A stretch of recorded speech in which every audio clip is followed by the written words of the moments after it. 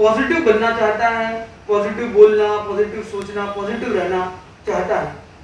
तो कई बार हम बैठे बैठे अचानक बोर होने लग जाते हैं, कभी मूड स्विंग्स आती है, कभी डिस्टर्ब हो जाते हैं।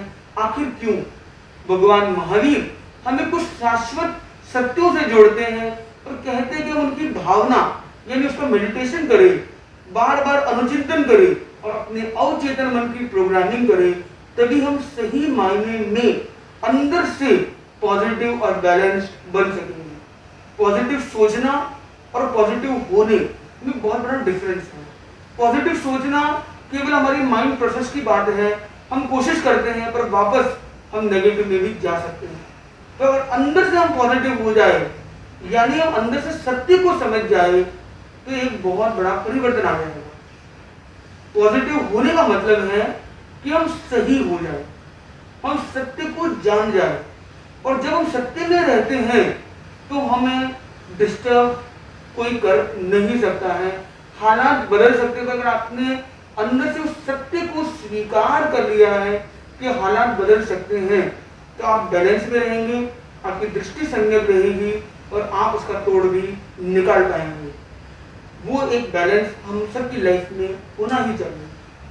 हमने देखा 12 भावनाओं के क्रम में भावनाएं जो 12 हैं अलग अलग ट्रुथ के एस्पेक्ट को टच करती हैं। हम शॉर्टकट 12 भावनाओं के बारे में और उनको अपने व्यवहारिक जीवन में कैसे हम अपनी डिफिकल्ट लाइफ सॉल्यूशंस में हम उसको जोड़ सकते हैं, लाइफ की डिफिकल्टीज को सॉल्व करने में उसका उपयोग कर सकते हैं।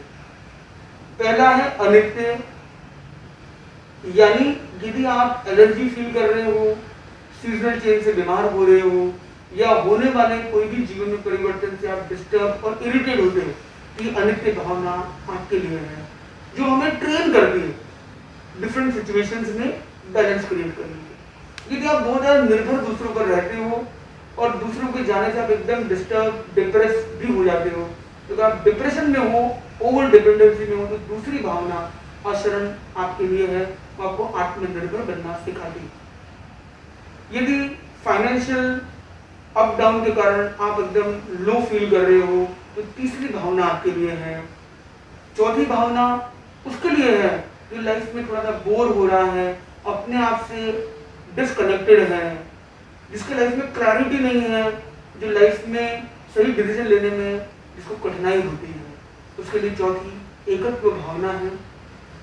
पांचवी अन्यत्व भावना स्ट्रेस फ्री होने के लिए है कि हम जो बाजार का स्ट्रेस घर में, घर का, दुकान पर, पढ़ाई का, दूसरी जगह हम स्ट्रेस जो ले जा रहे हैं, दूसरों का स्ट्रेस हम अपने आप पर ले रहे हैं, लोडेड फील कर रहे हैं, उसके कारण हमारे आवेश, गुस्सा होने की टेंडेंसी बढ़ गई है। तो स्ट्रेस फ्री होने के लिए ये अन्यत्व भावना का प्रयोग है। असौच भावना हमें अनासक्ति का मैसेज देती है, अटैचमेंट के कारण होने वाले पेन से मुक्त होने के लिए ये छठी भावना है।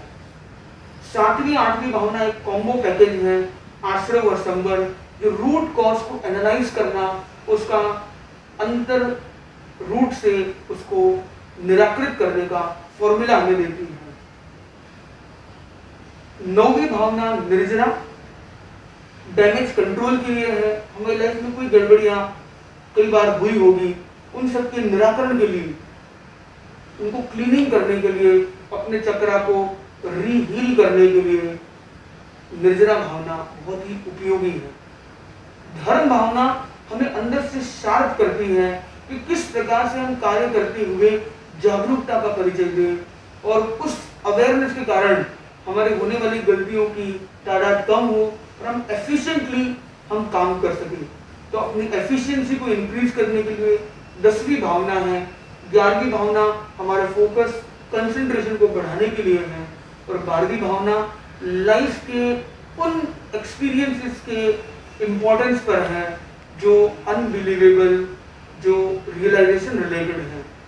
तो यदि हम ज्ञान और अंदर के उस अनुभव की वैल्यू को इंक्रीज और समझना चाहते हैं, इम्पोर्टेंस को, तो हमें 12वीं भावना पर ध्यान देना होगा।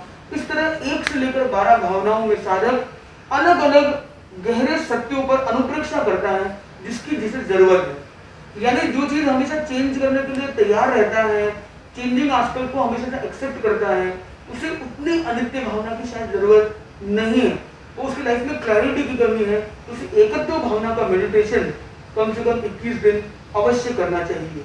यानी हम 12 की 12 भावना करें, या कम से कम 1, 2, 3 भावना जो हमारे लिए हमारे पर्सनल लाइफ में रिलेटेड है, रेलेवेंस रखती है, उन भावना का हम मेडिटेशन जीवन में लाने का प्रयास करें। मेडिटेशन के 3 सूत्र, पहला है रिलैक्सेशन, दूसरा है इंटरनल कनेक्शन और तीसरा है एफर्मेशन, यानी उस भावना के सूत्र को हम अवचेतन तक ले जाने के लिए अनुप्रेक्षा संकल्प शक्ति का प्रयोग करें। तो आगे के क्रम में हम मेडिटेशन के माध्यम से इन भावनाओं पर थोड़ा वर्क करेंगे कि किस तरह से अपनी भावनाओं के माध्यम से हम अंदर के अपने अवचेतन को ट्रेंड कर सके, जिससे वो लाइफ का बैलेंस केवल बनावटी न हो, केवल बाहरी न हो, प्रयासजन्य न हो,